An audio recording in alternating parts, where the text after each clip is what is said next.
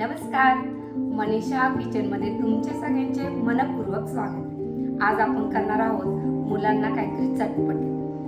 काय असतं, मुलांना ना नेहमी असं घरचं खाणं खाऊन खाऊन कंटाळा येतो. हे घरचंच आहे पण थोडं चटपटीत. आपण जर बाहेर विकत घ्यायला गेलो तर अगदी 20 रुपयाला एक डालवडा मिळतो.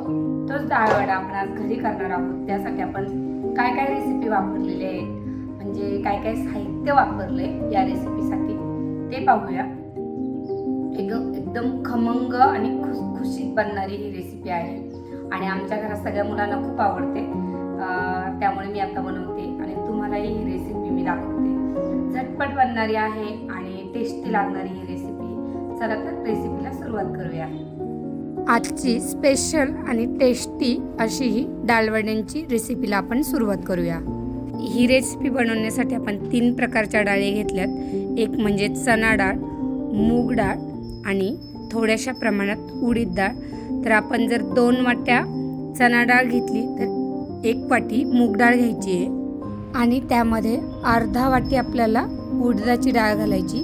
अशा प्रमाणात या तिन्ही डाळींचा वापर करायचा आहे. अर्धी वाटी तुम्ही तूर डाळसुद्धा यामध्ये वापरू शकता. त्यासाठी मी डाळ जवळजवळ 2 तास भिजवून घेतलेली आहे आणि आपली ही डाळ एकदम छान आता भिजून वडे बनवण्यासाठी तयार झालेली आहे.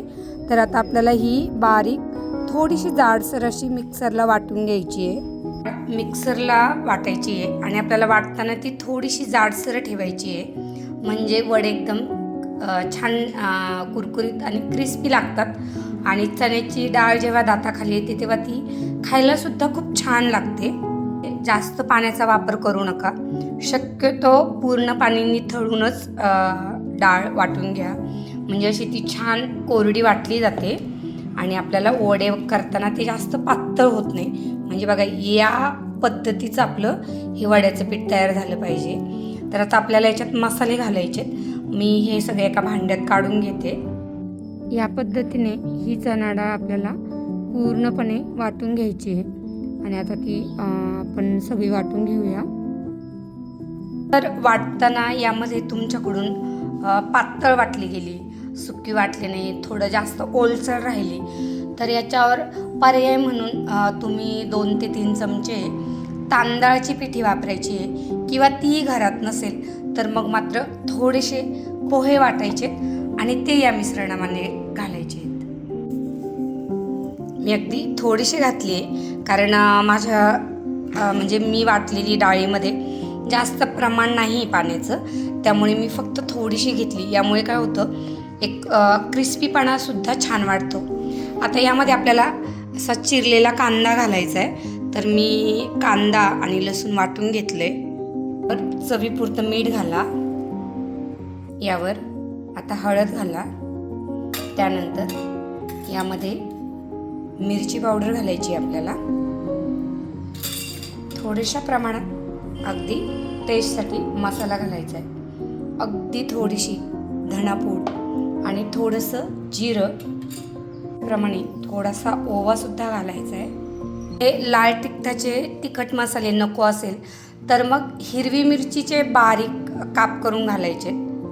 ऑप्शनल आहे. हिरवी मिरचीचा वापर करू शकता किंवा तुम्ही लाल तिखटाचा सुद्धा वापर करू शकता. ते जाईल हिरवीगार कोथिंबीर आणि कढीपत्ता. कढीपत्तासुद्धा चिरून घेतलेला आहे. तो आपल्याला असा कापूनच घालायचा आहे. त्यामुळे काय होतं, तो व्यवस्थित मिक्स होतो आणि मुलं खाताना तो बाजूला काढत नाही. तो छान यामध्ये तळला जातो. कोथिंबीर चिरून झाली. आता आपण कोथिंबीर मिक्स करून घेऊया.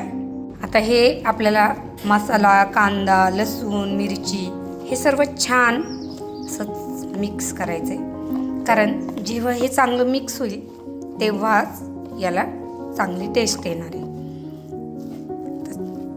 चांगलं मिक्स करून झालं की याचे वडे थापायचे आणि ते लोखंडाच्या कढईत तेल गरम करायचं आणि त्यावरती तळून घ्यायचे. लोखंडाच्या कढईचा उल्लेख मी का करते नेहमी, कारण लोखंडाच्या कढईत नेहमी तेल कमी जळतं आणि आपल्याला लोहाचं प्रमाण मिळतं. तर आता माझं मिक्स करून झालं आहे. आता आपण याचे वडे थापून घेऊया. ही छोटी कढई आहे खरं तर लोखंडाच्या कढईला लवकर गंज पकडतो, पण शरीरासाठी एकदम बेस्ट आहे ही. तर आता आपण तेल तापवायला ठेवूया.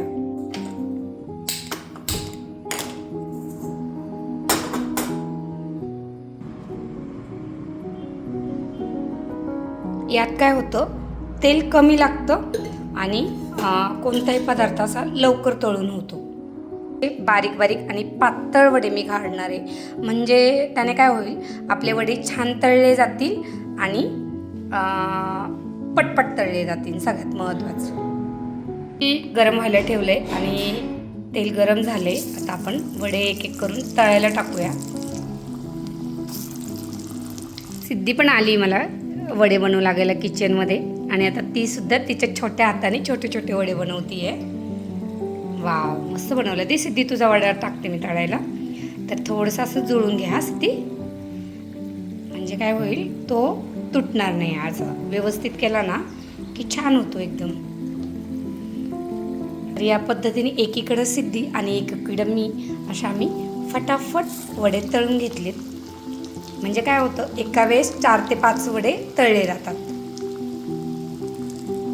आधी गॅस थोडासा फास्ट ठेवायचा आणि नंतर गॅस मंद करायचा आहे, म्हणजे आपले वडे आतून चांगले तळले जातात. तळून झाला की तो आपोआप वरती येतो आणि मस्त असे लाल आपल्याला एकदम क्रिस्पी वडे बनवायचे. वडा खालून तळून झाला की तो सुटतो आपोआप, त्यामुळे घाई गडबड करायची गरज नाही आहे. हे बघा, आणि मग फक्त त्याला पलटी मारायचं आहे आपल्याला. तर जसं जसे आपण वडे टाकले तसे तसे ते तळले जात आहेत.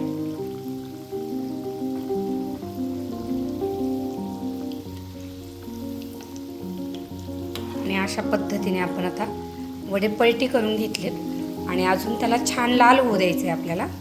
गोल्डन रंगावर आपले वडे मस्त तळून झालेत. काय सुंदर रंग दिसतोय, आणि खरंच हे खायला सुद्धा तितकेच टेस्टी लागतात. एक मुलांना छान असा चटपटी पदार्थ आपण बनवलाय. अशा प्रकारे आज आपण भरपूर वडे बनवलेले आहे आणि मुलं पण खुश आहे, कारण त्यांना काहीतरी नेहमी नाश्त्याला असं चटपटी पाहिजे असतं. तर तुम्हाला ही दालवड्यांची रेसिपी कशी वाटली नक्की कमेंट करून सांगा. लाईक, शेअर आणि सबस्क्राईब करा. धन्यवाद.